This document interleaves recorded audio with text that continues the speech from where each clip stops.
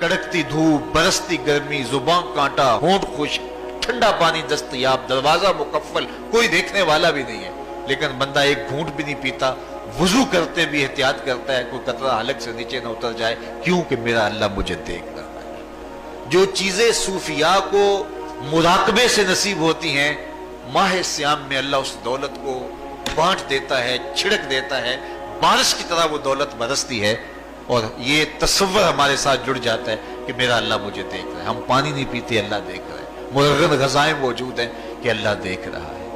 تو میں یہ پوچھتا ہوں کہ ہم کھانا نہیں کھاتے کہ اللہ دیکھ رہا ہے، ہم پانی نہیں پیتے کہ اللہ دیکھ رہا ہے، لیکن جب رشوت لے رہے ہوتے ہیں اللہ اس وقت نہیں دیکھتا؟ جب نظر بھٹک رہی ہوتی ہے اللہ اس وقت نہیں دیکھتا؟ جب خیال بہک رہا ہوتا ہے اللہ اس وقت نہیں دیکھتا؟ جب سوچوں میں آوارگی آتی ہے اللہ اس وقت نہیں دیکھتا؟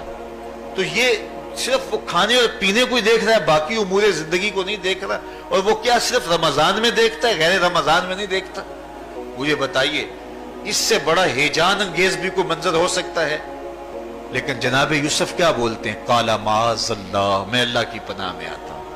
کہا تو 7 دروازے بند کر کے لوگوں کی نظروں سے چھپ گئی، اور موٹا کھیس ڈال کے اپنے زوم میں اپنے جھوٹے خدا سے بھی شرم کرتی ہے اور اس سے چھپ گئی، میں اس خدا سے حیا کیوں نہ کروں جو 7ویں کوٹھڑی میں بھی دیکھ رہا ہے؟ پھر اتنی روشنیاں برسی، اتنا یقین برسا کہ گناہ کیا، گناہ کا تصور بھی محال ہو گیا۔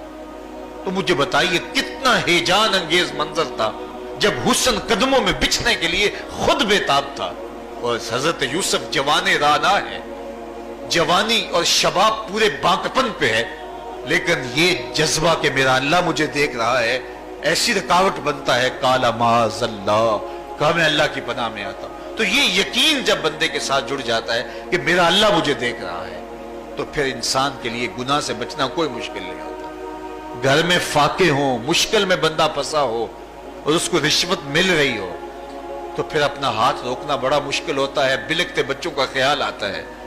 لیکن جب یہ خیال ہو کہ میرا رب میرا رازق ہے اور میرے اس عمل کو دیکھ رہا ہے، تو پھر بندہ اس کو پرے کا کی حیثیت بھی نہیں دیتا، اور جب وہ پاؤں کی ٹھوکر پہ بھی نہ رکھے تو پھر اللہ فرماتا ہے وَيَرْزُقُهُ مِنْ حَيْثُ لَا يَحْتَسِبُ، تو یہ کر کے دیکھ میں تجھے وہاں سے رزق دوں گا جہاں سے تجھے گمان بھی نہیں ہوگا۔ تو اپنے یقین کو کھڑا کر کے دیکھ، میرے اوپر اعتماد کر کے دیکھ۔ میرے حضور نے فرمایا اللہ پر توکل کرنے کا جو حق ہے اگر تم ادا کرو، وہ تمہیں ایسے رزق دے جیسے پرندوں کو عطا کرتا ہے۔ صبح گھر سے نکلتے ہیں خالی پیٹ ہوتے ہیں، ہمیں تو پتہ ہے دفتر میں جانا ہے، ہمیں تو پتہ ہے دکان پہ جانا ہے، ہمیں تو پتہ ہے فیکٹری میں جانا ہے، ہمیں تو پتہ ہے کہ ہم نے فلاں جگہ جا کے دہاڑی لگانی، لیکن ان کا کوئی کاروبار نہیں ہوتا، کوئی فیکٹری نہیں ہوتی۔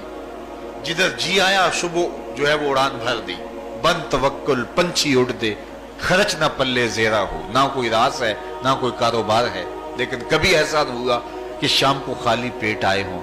تو کہا اگر تم اللہ پہ توکل کر لو وہ بھی تمہیں ایسے رزق دے جیسے پرندوں کو رزق عطا کرتا ہے۔ پرندوں میں سے ایک پرندہ ہے ہنس، یہ سچے موتی کھاتا ہے، اور آپ پنساری کے پاس موتی لینے جائیں تو ہزاروں روپے تولے کے ماشے کے حساب سے آپ لیں تو پھر بھی آپ سوچتے ہیں کہ پتہ نہیں یہ خالص دیا یا نہیں دیا۔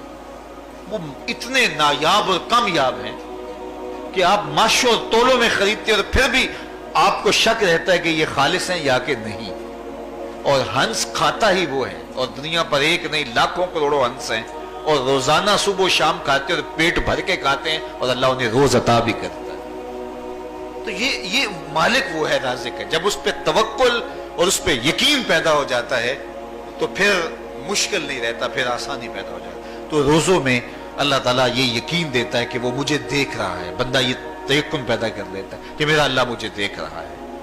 یہاں ایک اور بھی تسلی ہے، ہم 1000 گناہگار سہی، ہم 1000 سیاہ کار سہی، لیکن ہمارا رب پہ کتنا یقین ہے رمضان میں پتہ چلتا ہے کہ اس ذات پہ ہمارا کتنا تیقن ہے، کتنا یقین ہے، جس کو دیکھا نہیں، چھوا نہیں، بات نہیں ہوئی، جو تصور خیال کی حدود سے بھرا ہے، اتنا یقین ہے کہ ہم پانی نہیں لیتے، کھانا نہیں لیتے کہ میرا اللہ مجھے دیکھ رہا ہے۔ کاش کہ اس کو ہم اپنی پوری زندگی میں پھیلا لیں۔